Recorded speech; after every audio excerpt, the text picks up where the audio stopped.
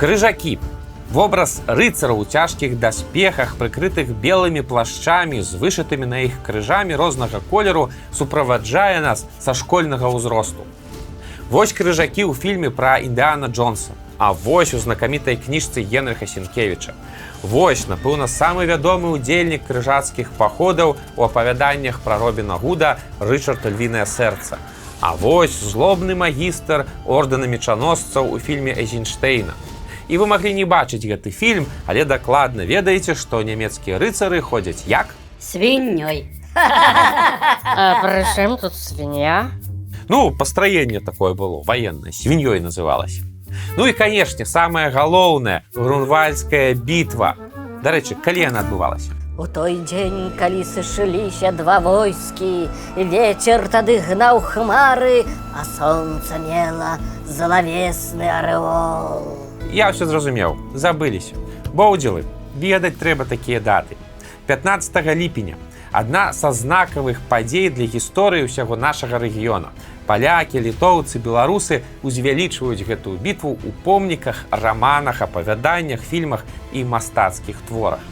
Дык хто ж такія гэтыя крыжакі?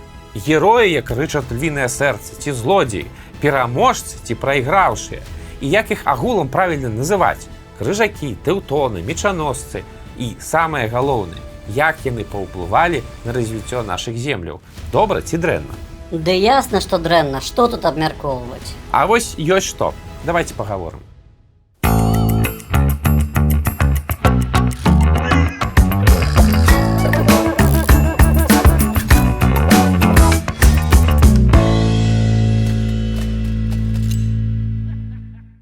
«26 лістапада 1096 года у французскім горадзе Клермон-Ферран рымскі папа Урбан II заклікаў еўрапейскіх рыцараў вызваліць ад мусульманаў святы горад Іерусалім. А чаму яму мусульмане не спадабаліся?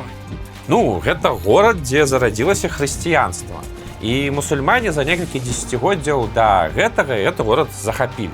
Агулам раней еўрапейцаў не дужа турбавала, што там дзеялася на святой зямлі. Але ў канцы 11 стагоддзя склаліся абставіны, якія паспрыялі актывізацыі гэтай цікаўнасці. Ну, па-першае, сам захоп Іерусаліма аказаўся непрыемнай навіной, бо, як мы ўсе ведаем, што маеш, тое не цэніш.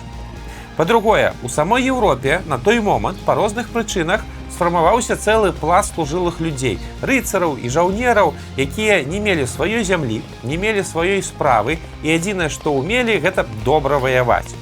Ці гэтых людзей трэба было кудысьці пахутчэй дзяваць. І крыжовы паход падыходзіў для гэтага ідэальна. Па выніку вялізная маса еўрапейскіх рыцараў і жаўнераў адправілася ў святую зямлю. У 1099 годзе яны здолелі выбіць мусульманаў з Іерусаліма. Гэта быў поспех. І што, за гэтага вайну пачынаць? Ой, войны і не за такога ў гісторыі пачыналіся. А тут сур'ёзная дэмаграфічна-сацыяльная праблема. Трэба людзей было кудысьці дзяваць. Людзі, бачылі? Я свае рэчы крыжыкам пазначыў. Каб мне ніхто тут не ўзяў, то ведаю, вас рукі свербяць. Так, а я ж тым часам пайду. З жонкай трэба развітацца.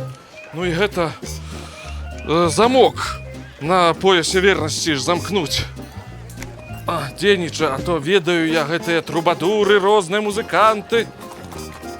Людзі, глядзіце! Святы крыж на даспехах воінаў Христовых! Ён нас павядзе ў Палестыну! Людзі, все малюем сабе крыжы! На шчытах малюем крыжы! Давайте, хутчэй! Святы крыж!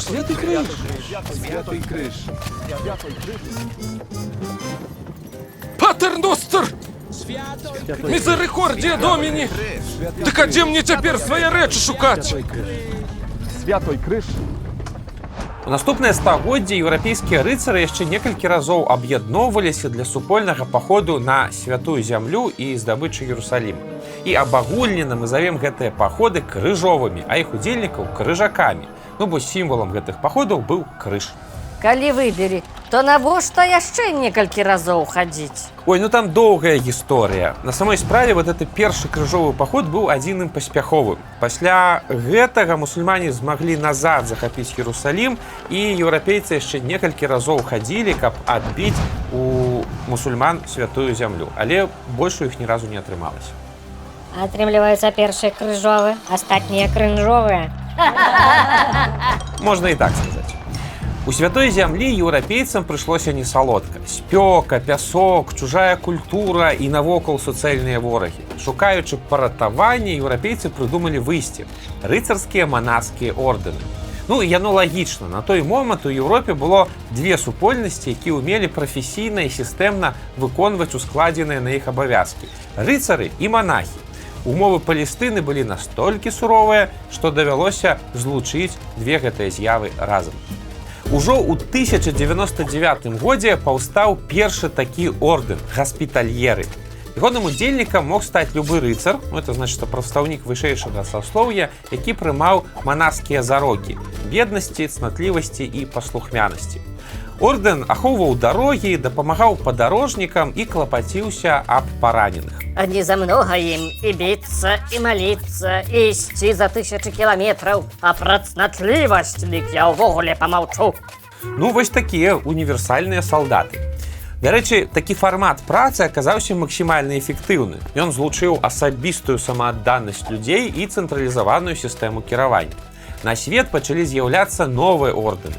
І вось, праз 100 год пасля захопу Іерусаліма у 1190 годзе у Акры паўстаў рыцарскі ордэн братоў нямецкага дому Святой Марыі ў Іерусаліме, ну альбо скарочана Тэўтонскі ордэн.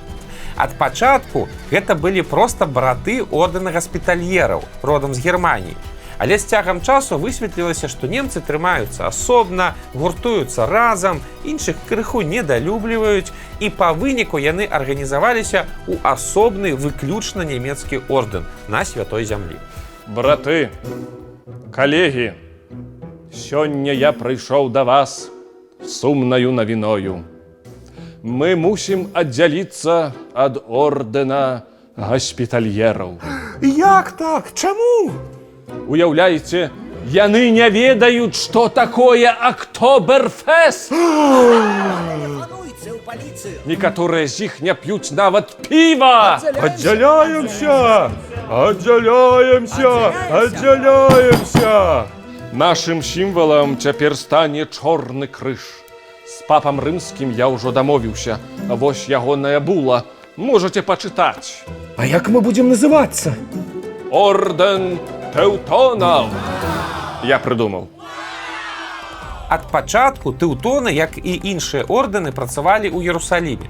Але ў 1211 годзе венгерскі кароль запрасіў тэўтонскіх рыцараў дапамагчы яму ў барацьбе з полаўцамі. А ў 1217 годзе польскі кароль Конрад Мазавецкі сам па сваёй ахвоце паклікаў нямецкі ордэн, каб перамагчы надакучлівыя плямёны прусаў. Дык Прусія гэта ж і ёсць немцы. Не-не, у той час польскія княствы размяшчаліся на сучасных цэнтральных і паўднёвых землях Польшчы, а на поўначы сучаснай Польшчы панавалі шматлікія балцкія плямёны язычнікаў прусаў. І тэўтонскіх рыцараў доўга пераконваць не трэба было.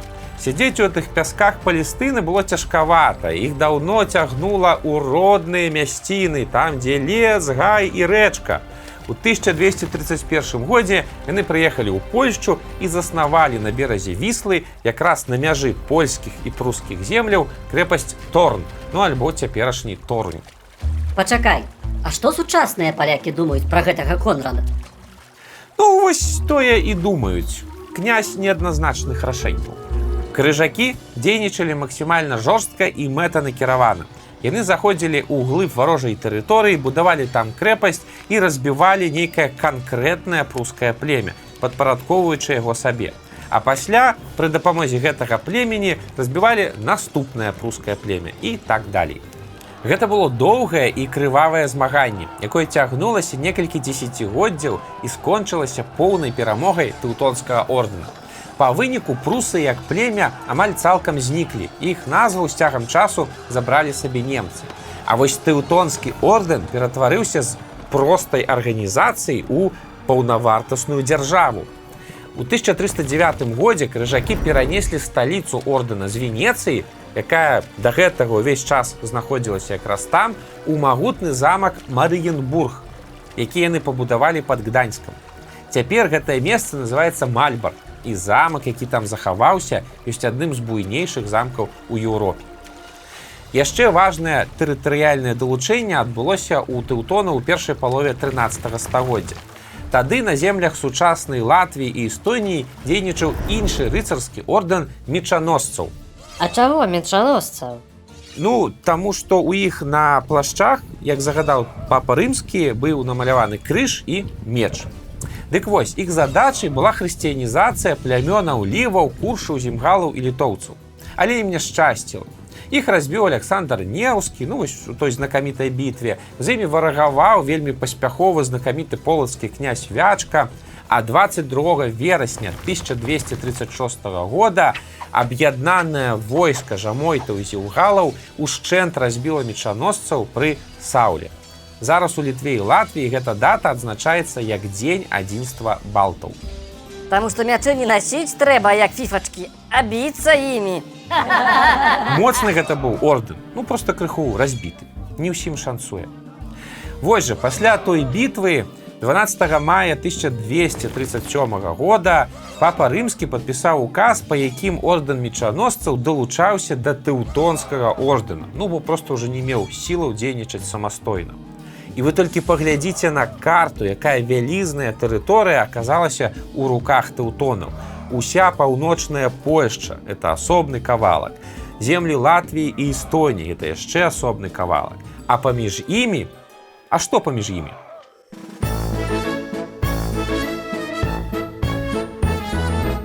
А гэта ў нас што? Жамойць? Жамойць? А жамойць у нас што? Вялікае княства Літоўскае. А Вялікае княства Літоўскае у нас хто? Язычнікі? Калі вы яшчэ язычнікі, то мы ідзем да вас! А паміж імі жамойць. Адзін з рэгіёнаў Вялікае княства Літоўскае, якое на той момант было яшчэ афіцыйна язычніцкім княствам. Пасля перамогі над прусамі ордэну патрэбны быў новы аб'ект для экспансіі, і ВКЛ выглядала ідэальнай мішэнню. Не сказаць, што 13 стагоддзі крыжакі не звярталі ўвагі на ўсходнія землі. Былі і паходы, і набегі, але ў 14 стагоддзі іх дзеянні сталі сістэмнымі і незваротнымі.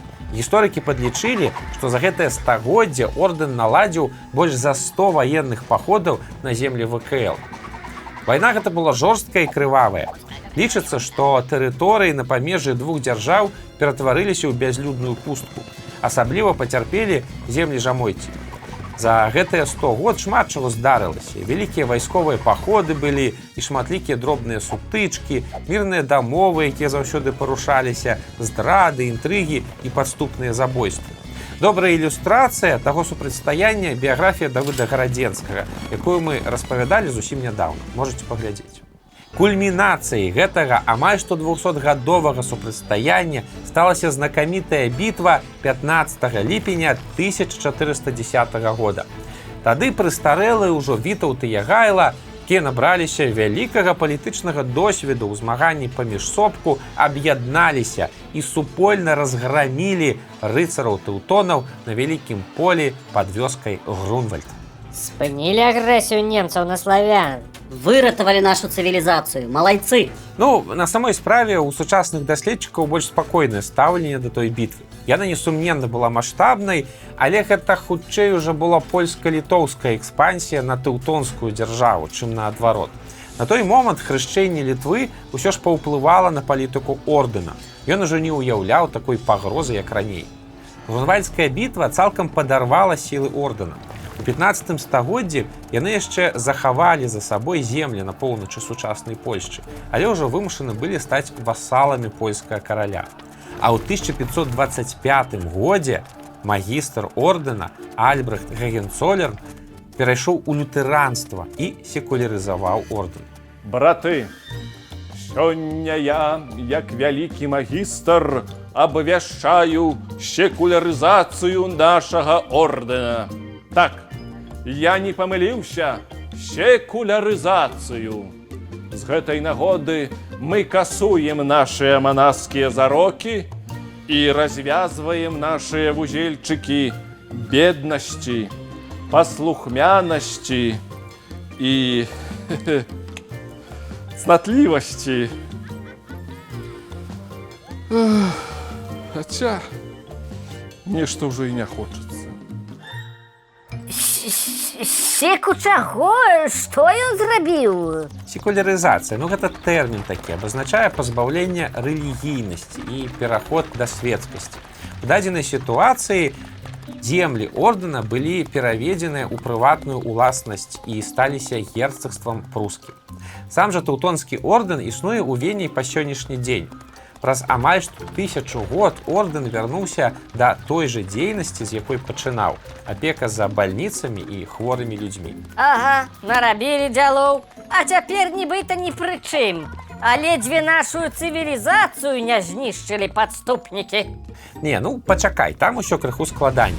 Тэўтонскі ордэн, канешне, прынёс з сабой вайну і знішчэнне на нашыя землі. Але нешта мне падказвае, што і без яго тут хапала розных войнаў. А вось прысутнасць крыжацкага ордэна на нашых землях мела значна большае значэнне. Па-першае, пастаянная пагроза тэўтонскай навалы паспрыяла аб'яднанню літоўскіх і рускіх князёў і ўтварэнню вялікага княства літоўскага. А пазней гэтая ж пагроза прывяла да саюза Літвы і Польшчы, што таксама спрычынілася да будучых блізкіх узаемадачыненняў двух гэтых дзяржаў. Але ўплыў ордэна быў не толькі праз негатыў. На самой справе паміж бітвамі і войнамі ВКЛ шмат гандлявала з тэўтонамі, абменьвалася тэхналогіямі і майстрамі. А ордэн у тыя часы гэта проста канцэнтрат усіх ваенных, тэхналагічных і ідэалагічных навінак свайго часу. Менавіта праз кантакт з ордэнам на нашыя землі прыйшлі шматлікія новыя практыкі будаўніцтва, рамёстваў і арганізацыйных структур. Самы яскравы прыклад – замкі ў Крэва, Лідзе і Медніках.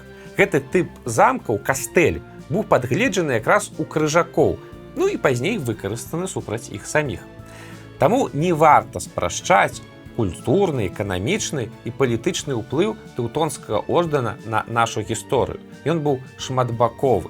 Выпрабаванне, якое сваёй прысутнасцю спарадзілі ў нас рыцары ў белых плашчах, моцна падштурхнула развіццё самых розных тутэйшых працэсаў і тэхналагічных, і эканамічных, і дзяржаўных, і, як ні дзіўна, нават моўных.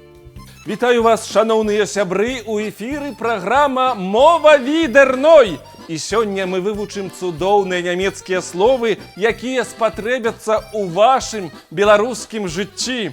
Гэта дах, гмах, мур, грунт, Октоберфест. Liebe eure Muttersprache, Беларусы!